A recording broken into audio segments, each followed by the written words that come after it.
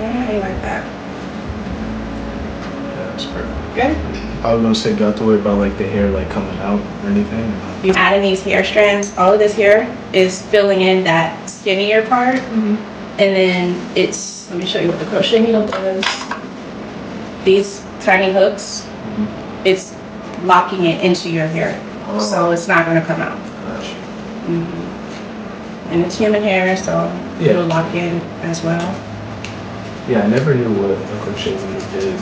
Right, it's multiple uses. It's repairing, it's installing extensions, making extensions, all kind of things. In your case, thickening up your locks. Yeah. Overlay the hair on top of your existing lock. So, and it's seamless too.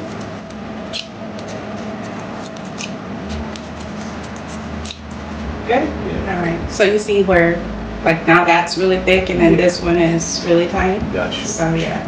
I mean, the part on this one is small too, so that's why this is like 2-3 times the part size.